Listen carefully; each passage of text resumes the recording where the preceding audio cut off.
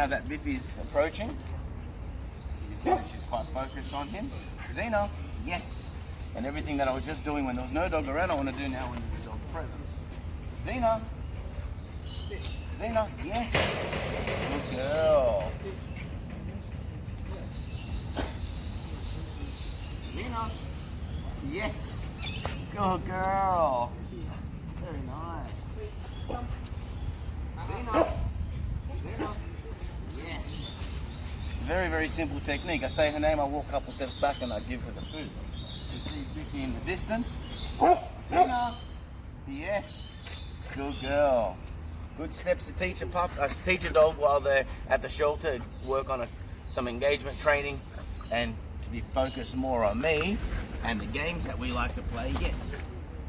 So we're there, she's not a liability to the community and she's going to complement people's lives rather than people adopting her, complicating it, and likelihood of her coming back can be great. So we want to do as much as we can while we're at the shelter before it's too late. So as I walk up again, Zena, yes, good girl.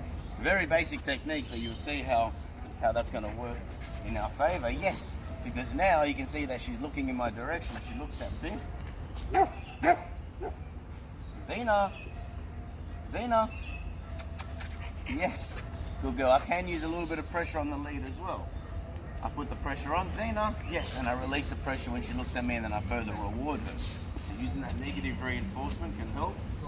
Yes, and now I'm changing the pattern, changing the loop in her head. Instead of chasing the dog, look back at me for a reward. I don't know if the camera can catch what Nick's doing, but he's doing some good training with Biffy there. I'm going to grab my camera so we can have a look at that.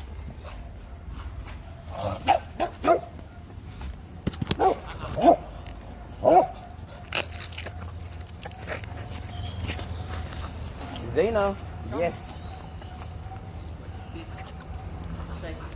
Perfect example of what Nick's doing over there. I hope you can see in the corner of the camera there that he's practicing some of his obedience training. Biffy has done some training at pet resorts down at Dural, so they've done extensive trainings with him while I did a board and train, and now we're maintaining and keeping up that training so that we're there when he goes to a new home he has a good set of skills. So now we're going to start implementing some basics with Zena. Again, first session I've worked with her. Yes. Come up a little bit closer now, Nick. Let's see how we go. Yes. So we like to do things like this before our walk, yes. So that way the walk has good meaning. Come a little bit more in the sun there, so the camera can see you. Zena. Yes. Zena. Yes. So repetitious, right? But consistency is important. Repetition is the mother of all skills. And if you're not consistent, well then how are you going to get results, right? Good. Tell him to sit. Zena. Yes. Good. Yes. So the main focus of this particular training session right now is that show more engagement and focus on me, and less focus on the dog running around and carrying on. Zena. Zena.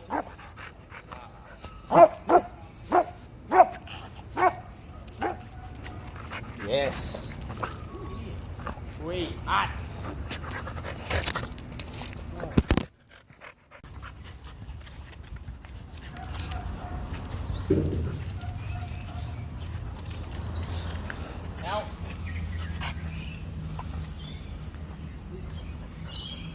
So now we're going to continue what we were just elaborating on in that session that we were just doing.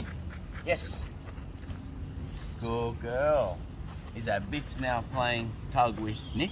Nick is now using the tug as a way of reinforcing the behaviour and the command that we're practicing.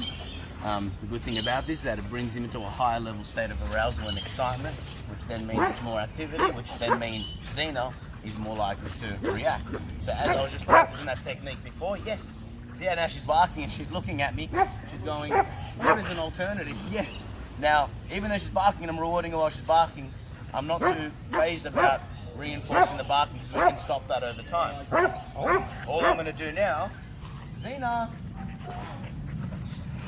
Yes, he's played this food game, that luring game, really important. Yeah, yes, good girl. A little bit too quick for you, I'm sorry. Good girl. Nice. Yep. Yep. Sit. Yes, my aim right now is not to make her a really obedient dog. My aim here is to teach her how to learn, how to think. And also showing her, yes, just because there's a dog in the distance, it doesn't mean you have to react and run at it. It means that when you look at the dog, you look back at me and good things happen. And we can alter her state of mind by manipulating and changing her behavior. And the best way to change a dog's behavior is by identifying a pattern. Once you identify a pattern, then you can create a new pattern, and hopefully the old pattern doesn't prove to be valuable to her. Hey. You can see what happens with dogs like hers, that she can get into a higher state of arousal when something called redirected aggression can happen. And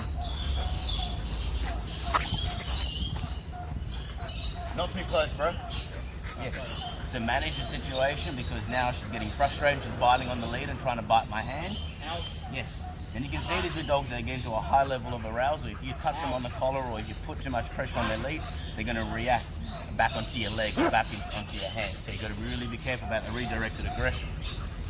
She may not have it, but she's biting the lead, biting my hand, and accidents can happen. You're holding it still for a moment. Teaching a new command for her is teaching the bed command. It's a placement command, which means you stay on the bed until I release. Now we're not using it in its real function now, we're just teaching new commands, get that brain ticking, especially while there's lots of things happening around us. So I get my food, I lure her on. Bed, yes. Reward. Yes. Reward, good. Okay.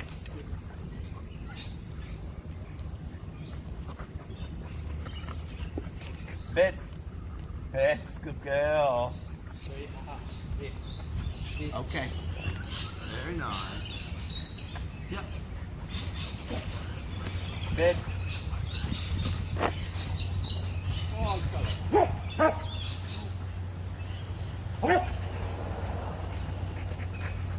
Yes.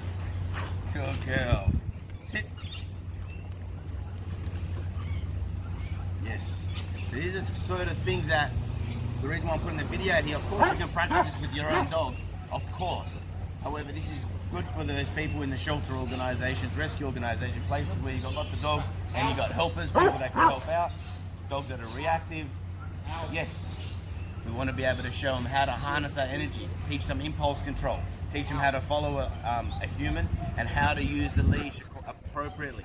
Check out the YouTube video of how to use the martingale collar properly as well. Good girl. Zena. Bed. Yes. And you can see from here now we're combining things together. We're saying her name, she looks at me, I lure her onto the bed. Yes. And now I start to reward her for being on the bed. And look how tired she's getting. We haven't gone anywhere. Her kennel's probably about 70 meters from me. We haven't gone anywhere really, but mentally we've done a lot of stimulation. And then after this, we're going to do this for another couple more minutes, and then we're going to go for our walk together. So we show them how to follow the lead together. This is good. And you can see here that Biffy's now learning how to, or continuing his training. Nick's practicing what he needs to do. So now we're having a better dog on the lead. And now Zena, yes, he's learning some basics from the ground up. Try this at home or at your local shelter and let me know how you go. Any questions in the comments below. Okay. Good girl. And now we're out on our walk. We have Zena with us here and Nick with Biffy. Let's get that on a better angle. So now we're walking next to each other. So after our little training section that you just seen on our video, along with going for that walk, and we walked for about 35 minutes. Zena, here you go. Sit. Yeah, bring Biff a bit closer, and just like what we were just doing before. Now, of course, Rowan, who's holding the camera, just said something good. Yeah, of course, they're tired now, so they're less reactive. However, if we didn't do all these steps before getting here, we would still have reactive behavior. So at least now we have them tired physically, tired mentally, we're consistent, and I want you to walk right past us. But not too close, but enough as we were just walking before. And our outcome is to be calm and relaxed around the dogs. And the only way this is going to happen is that we don't train dogs, but we train volunteers and we train staff members to all be consistent. So, thank you.